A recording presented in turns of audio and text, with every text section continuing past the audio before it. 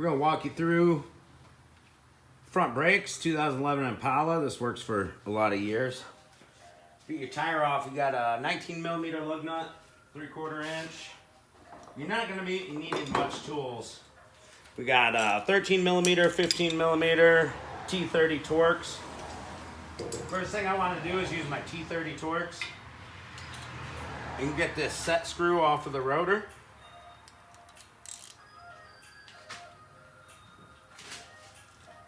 And they're in there pretty good a lot of times.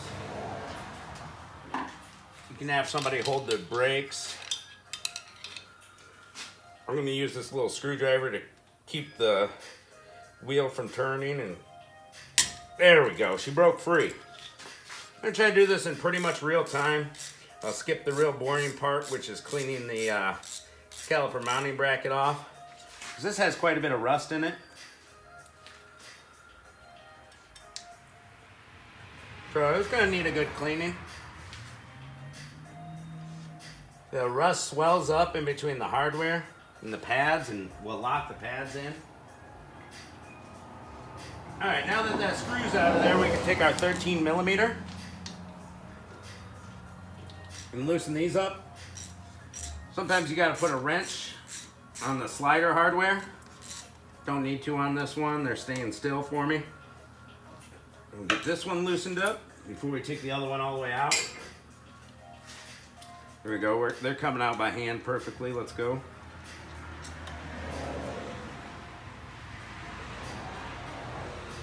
All right, I'm going to try to compress the caliper all the way right now. We're changing the rotors and pads, so I don't have to worry about hurting nothing. I'm getting on the lip of that rotor, pressing the caliper back.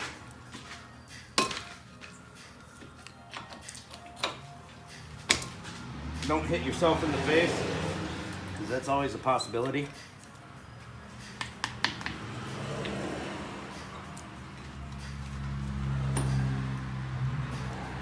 There we go. Pretty good there.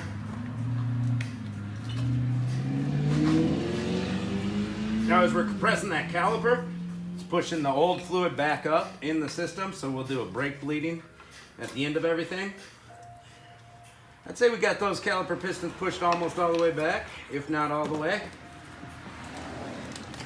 And I'm gonna hang that caliper up there. That's a pretty heavy caliper. Don't let it hang by the brake hose. That's a heavy one. Just gonna pop these pads out. The other side was a lot thinner. There's vibrations when you're braking, and that's because the rotor is warped and all rusted. See, this pad is jammed in there from rust.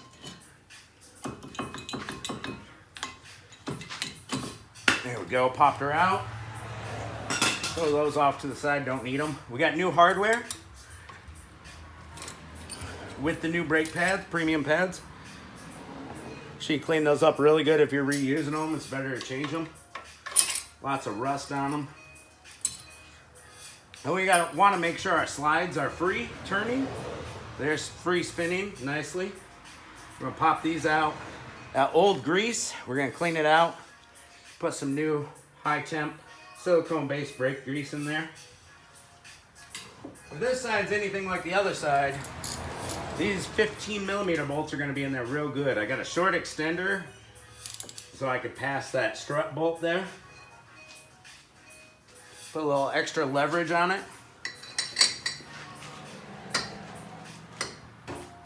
Ooh. Ooh, she's in there. Alright. She's broke free. We'll get the bottom one broke free. You know, it always makes it easier working on brakes if you cut the wheel whichever way opens up the caliper.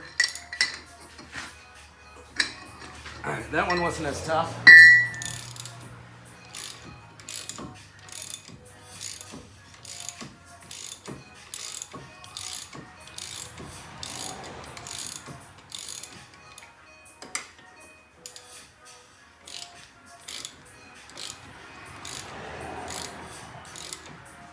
They're in there pretty good.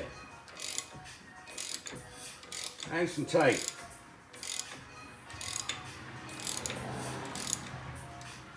You take the bottom one out first. Just makes it easier, taking the bottom one out first. And then finish off this top one.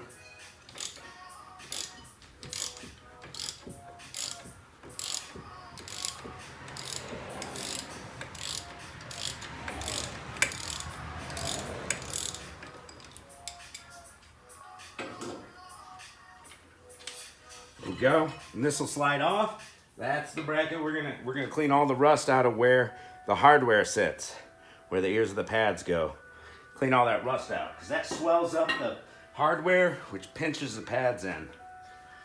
Now this rotor, oh, we don't have to hammer it off or anything. This one just came right off. Sweet. If you're reusing your rotor, don't hammer on that friction surface. If your hub is nice and rusty, clean that off with a wire wheel or something. You have a nice smooth surface for the new rotor to mate on. I'm gonna clean some of the rust off of the ear of this caliper. It's real rusty. We're gonna put our new rotor on. Spray it down with some brake cleaner before you put it on. Get that shipping oil washed off of there. And then we'll put our set screw in. We'll put her back in there. Keep the rotor still. And it's easier to tighten it up than it is to take it off.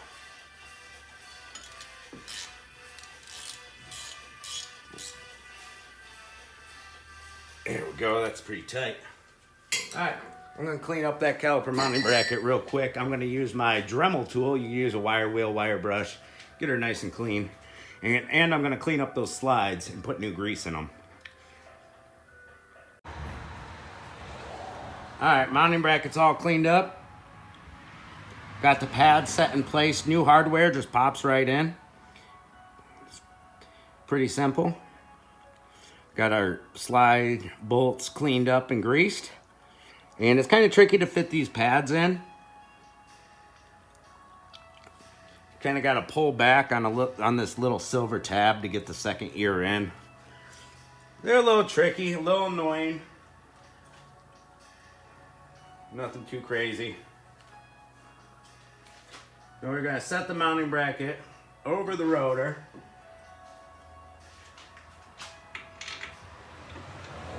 Be a little tricky to line the bolt holes up too.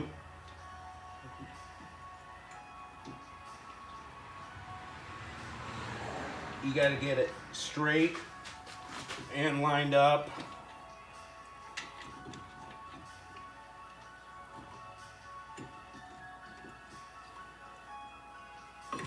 Woo! Easy, buddy. There you go. That one's looks like it started. There you go. This one started in right away.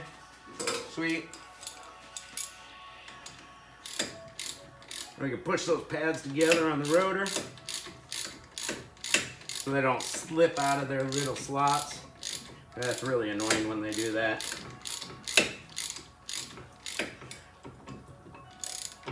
This one, it might be easier to put the brake pads in after you put the mounting bracket on. It's whatever your preference is.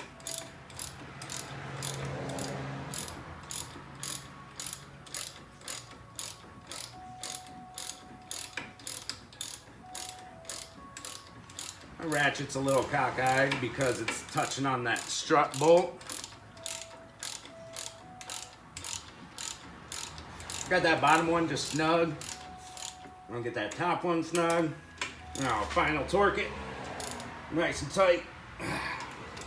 Give it everything you got. There we go. Perfect. Cleaned up that caliper a bit. We're gonna slide the caliper over the pads and then push in on this little slide bolt until it gets down. See if I can start that one in. Yep. Now as you start to slide the top one in, it's gonna hit on this little hardware. So get it close to the hardware and then pop the hardware over the caliper. And there we go. There's this little lip of the hardware that catches on the caliper, so you just got to give it a little help. We've got our 13mm bolts.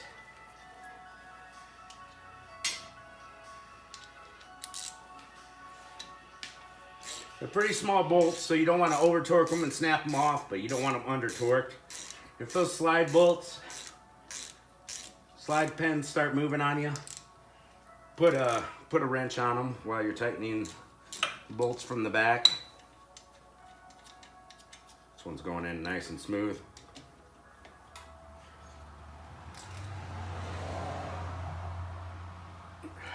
Nice and tight, but not so tight that you snap them off in there. All right, everything's put back together. If you got any fingerprints or grease on the rotor, go ahead and spray those off with some brake cleaner. And it looks like a 10mm on the bleeder screw. We'll pop this cap off, loosen that bleeder screw, get the brakes bled. Before you take off and start driving, make sure you pump your brake pedal to seat the pads into the rotor, or else you'll have no stopping power when you take off.